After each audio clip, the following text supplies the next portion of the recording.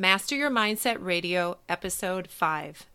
Welcome to Master Your Mindset Radio, the show where we empower you to conquer limiting beliefs and transform your world with your gifting and purpose. Now for your host, Elizabeth Nader. Hey guys, I'm back. Nice to have you here again.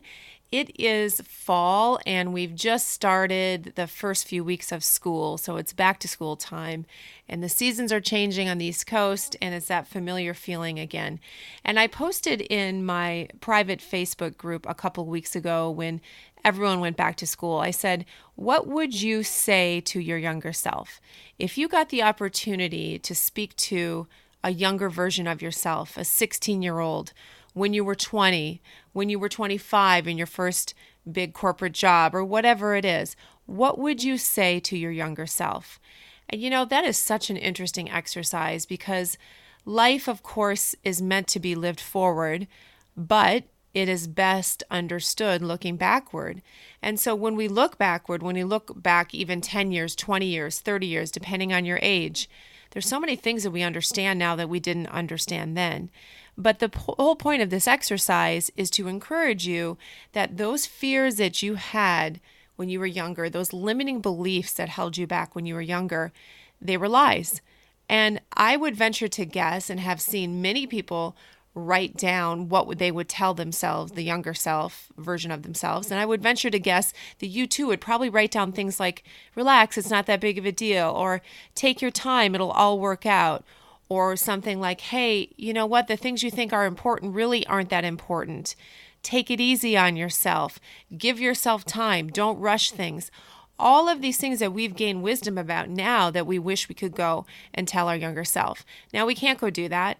And what's interesting about life is when we use that wisdom and we try to share it with young people, sometimes they take it and sometimes they don't. There's something about youth that demands that they figure it out themselves often. There's something about being young that sort of shields you and insulates you from some realities. So unfortunately, we don't always get the opportunity to share all of that wisdom in a way that changes lives, but sometimes we do. So there are things that we have to go through as young people. But the whole point of that exercise is to understand, do you want to do that 20 years from now? Is that we can stop the cycle of limiting beliefs and fear. Now, we don't have to keep looking back and saying, gosh, I wish I would have known differently. I wish I hadn't been so afraid. I wish I would have slowed down, taken my time, enjoyed life. But we get into this mode where we think we have to accomplish, we have to move, we have to get ahead, we have to push people aside, we have to, move towards our goals very quickly, and life just sort of passes us by at that young age. We think we're going to be young forever. Now we look back and we say, wow, if only.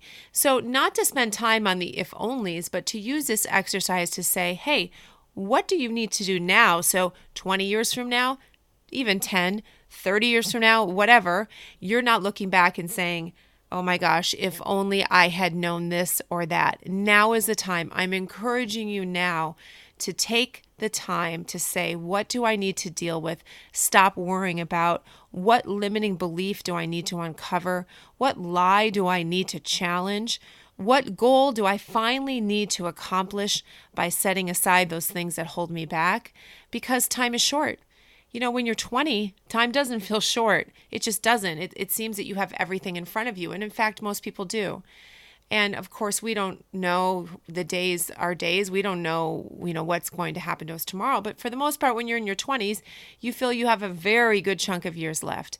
Well, I can tell you that changes as you get older, and it changes quickly. And you start to realize that time is shorter, and it's more important that you do and care about the right things.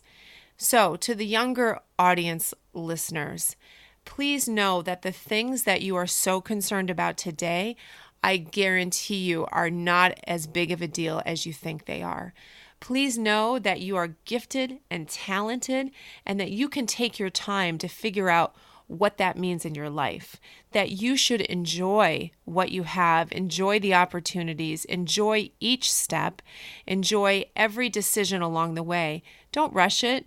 Don't be concerned about where you're supposed to be in comparison to anyone else.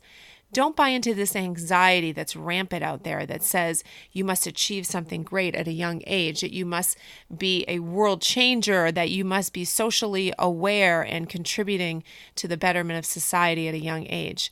All of that is nonsense. What's important is that you discover your purpose, you discover your passion, and that you follow that. So to my younger listeners, I say to you, take the time. Don't make quick decisions just because you have fears. Don't go down a different road just because you think that is the logical next step. Understand that you have in front of you so many choices, and choice is power. So use that power wisely. Take your time, because the older me would say to the younger me, and most of us would say that, hey, it works out. Take your time. Don't rush it. Don't try to get to the next stage so quickly that you don't enjoy the stage that you're in. And to my older listeners, ones more around my age, to those who have lived a little bit more, we need to learn from that. No regrets in life, but it is important to look back and say, hey, I probably didn't need to have that fear or that limiting belief, or I wish I would have seen myself differently. Let's use that as fuel going forward. Yes, time is shorter because time is math. That's just the way it is. We only live so long. But the idea that your purpose and your destiny and your gifts and talents can still impact this world is very much true. And so I encourage my listeners who are probably wondering what they can do now with the rest of their days is to say, hey, listen, whether you have 20 years, 30 years, 40 years left, 10 years left, live them to their fullest. Make good decisions. Finally overcome those limiting beliefs and those fears that have held you back. Decide to see yourself the way that you think and feel that you actually are, instead of the way the world has told you that you are. Because, we come into this world just with great enthusiasm as little young people, and slowly but surely, unfortunately, experiences, the world, sometimes people around us, circumstances, starts to tell us otherwise, starts to strip away some of that innocent confidence and starts to replace our view of ourselves as people who matter and who have great purpose with an idea that we need to shrink back and that we're too much and all those things that the world tells us. And people go through things that then they have to get over. So if we can reach back to say, what were we before the world told us otherwise? Who did we know we were? There's some things in life that you don't regain until you're much older because you don't take the time to fight it. Let me give you an example. When I was really young, somewhere along the way, and I want to say early teens, I had to speak in front of some people and someone made fun of me. And I can't remember the exact words or who it was, but I remember the experience of just thinking, oh my gosh, sit down, shut up. This is so embarrassing. I never want to speak in front of anyone again. And from that moment on, I avoided any kind of situations where I would feel like I was standing out or I had to speak in front of people. And it's not that I was a shy person. It's just that I didn't want to feel that feeling again that person or situation made me feel like. Now, it probably wasn't a big deal. If I could even remember the words that were used or the teasing or whatever it was, if I could see it now, it's probably not a big deal. All I know is that it really took me off course in that area of my life.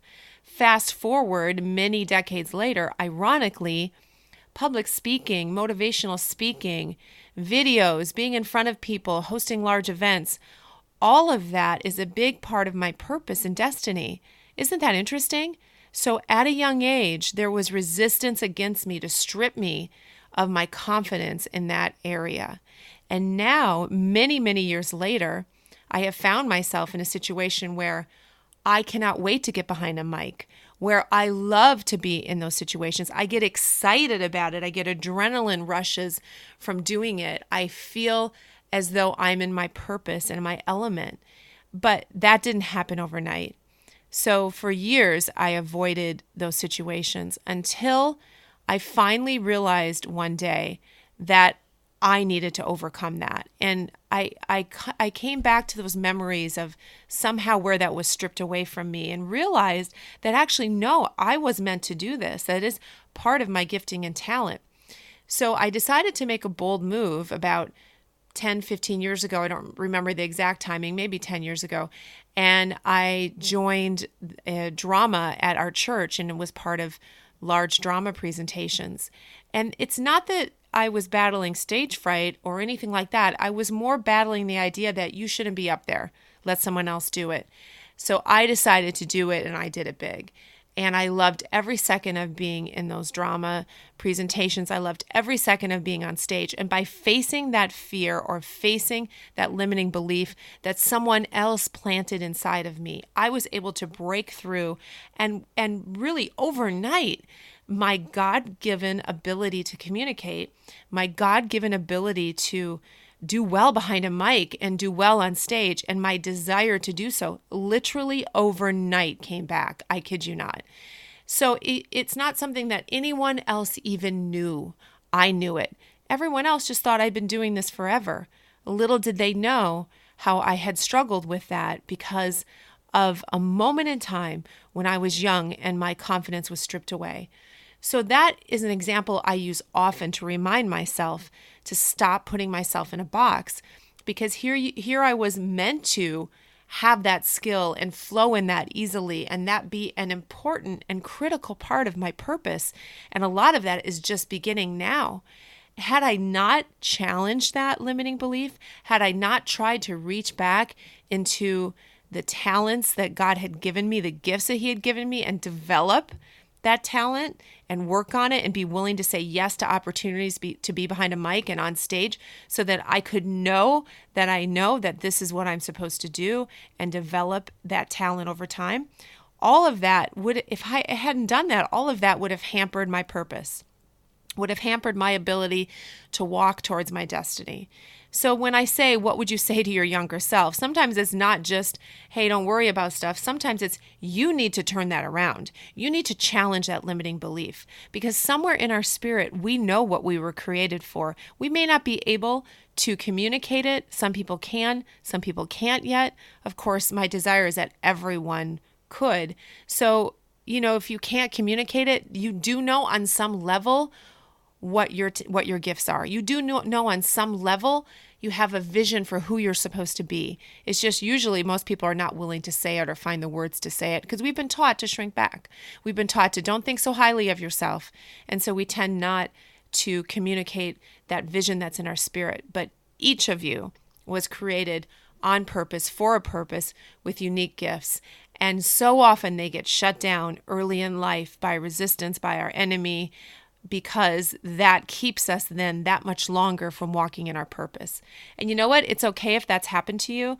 I look back and I say, it's all right, because I stepped right back into it with flying colors. And during the time that I was not walking in that particular gift, I was gaining experience in other areas that complemented what I'm doing now. So God never wastes any time. He never does. He's patient. I just want to encourage you to find your authentic self. Think back to young you. Pull into your spirit and say, who am I? Who am I supposed to be? And if you've done anything to obscure, to in any way mute talents and gifts that God has given you that are really divine and part of your destiny, start to step into those. Take a step out. Look fear in the face and say, I am going there, because if I don't, I run the risk of my whole life passing and not walking in my purpose. And I don't want anyone to experience that. So that is just something to encourage you today, that it's never too late to look back and say, what's inside of me that's been muted, and to look forward and say, I'm not believing these fears anymore. I am not driven by them, because time is short really for everyone. Let's look at life that way. Every single day is precious. Every single day, I want you to take a step toward your destiny. God bless, and we'll talk to you soon. Thank you for listening to Master Your Mindset Radio. Before you go, if you want to be part of a free online community of like-minded individuals for support, resources, and inspiration as you conquer your limiting beliefs and pursue your purpose, go to elizabethnader.com/community. That's elizabethnader.com/community, or search for Master Your Mindset Academy private group on Facebook. Looking forward to seeing you online.